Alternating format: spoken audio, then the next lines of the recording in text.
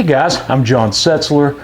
Welcome back to Man Cave Meals. Today, I feel great to be able to tell you we've brought a new grill to the party deck outside. I finally broke down and bought a new Weber 26-inch kettle, and I'm really looking forward to doing our first cook on that. That's the grill I started on, so today we're going to use that guy to cook a rack of baby back ribs. So let's get started.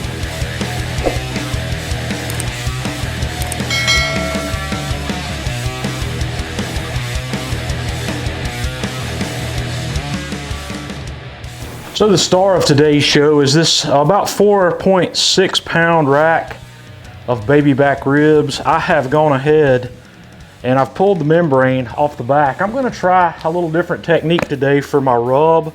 I'm going to put a mayonnaise binder on here, just a very thin layer of mayonnaise. I've seen this done and I've played around with it on some other things, but I haven't tried it on ribs yet. So normally, you get to see me season my meat well in advance, but since I'm going to use this binder today, I'm not going to do that because that would actually not work so well in letting the salt penetrate early. So I just want to experiment with this and see how it does for creating a bark and an outside crust on this rack of ribs. So I've got that on there pretty thinly, and I'm going to hit this guy with a liberal coat of my Man Cave Magic #1 pork rub, and I'll give you the recipe for this rub in the video description if you want to try to make some at home. And I'm actually going to trim that end piece,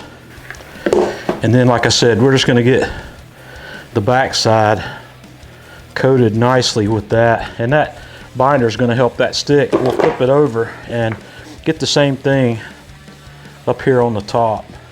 And when I'm seasoning ribs and pork butts, I like to put a layer of rub on there that's thick enough that you just can't see the meat through the rub. That's usually a perfect amount, and I'm going to get some along the edges here as well.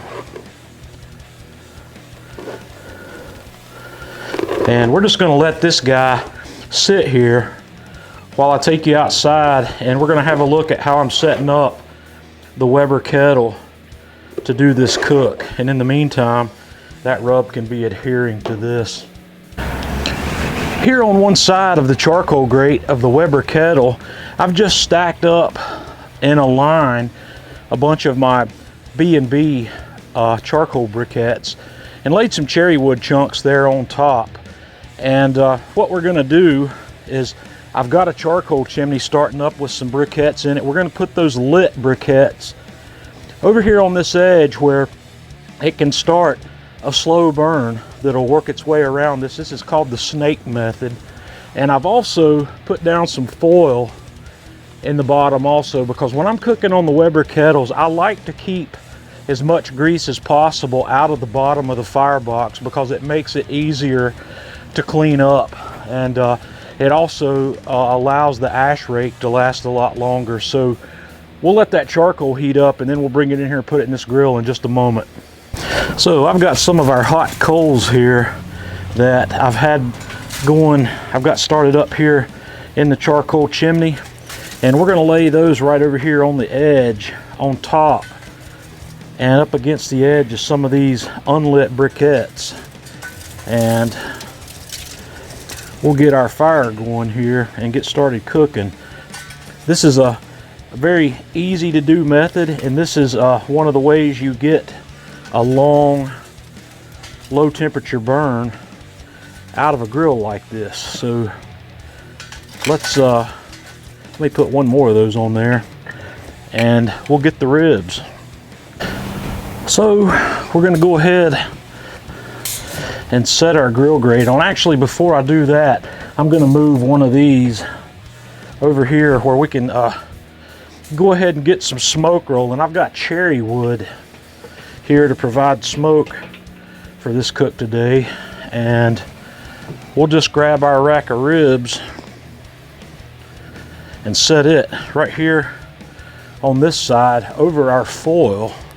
And what we're going to do now is I'm going to drop the lid. We're going to pull the lid down and get this guy covered up. It's been raining a little bit, so the top of my kettle is wet. I'm gonna open the top vent over here fully to start with, and I'm gonna close the bottom vent to about halfway, and I'm gonna keep my eye on it because we're gonna cook at 250 today. And actually what I'll probably do is turn this way where we can see our thermometer, and when we get up to 250 or close to 250, I'm gonna start closing that vent down so we can settle in there. And I'm gonna mark the time, and I'm estimating this cook to take about 5 hours at 250. We're up to about 250 degrees in the kettle, so I have backed the top vent down to a little under halfway. The bottom vent's about halfway, so we'll just let this guy stabilize here, and we'll probably come have a look at these ribs at about the 3 hour mark. Okay, we're at the 3 hour mark, so we're gonna crack this guy open and have a look at where we are. So that's looking pretty good. Those ribs are looking really nice. I may get some water and spritz those guys. As for my fire over here, it's looking pretty good. It's looking like we're right at about halfway through that fire, which is gonna suit nicely here. Looks like we'll have enough to finish this cook without having to add any coal. So I'm gonna go ahead and close this back up, and I'm gonna get my spritz bottle, come back out here and give that a quick spritz.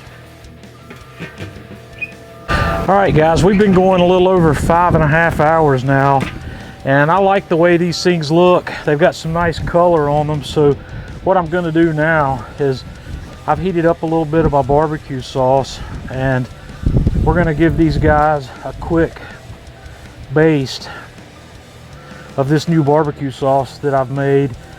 I think I'm actually, by the time I get this video put together, I'll have the video for this barbecue sauce included. This is a really excellent barbecue sauce, so I'm going to want to share that recipe with you guys as well. So I'm going to put, when I put barbecue sauce on my ribs, I melt a little butter into that sauce as well, and so I'm just going to put that on there.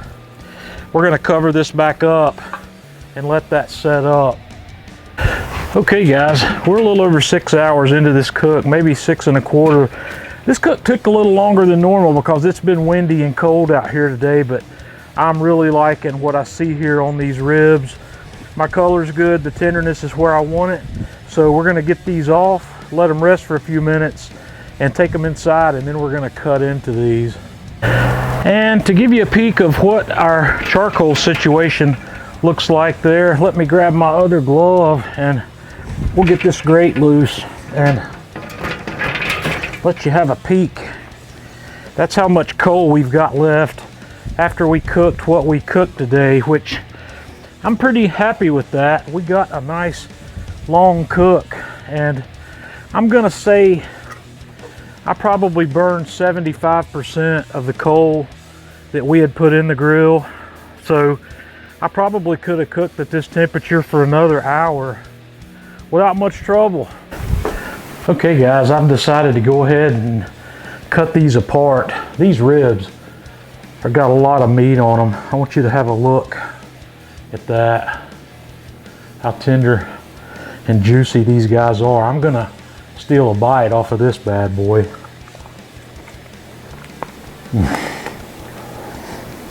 Man, that's crazy. That's off the hook. Fantastic.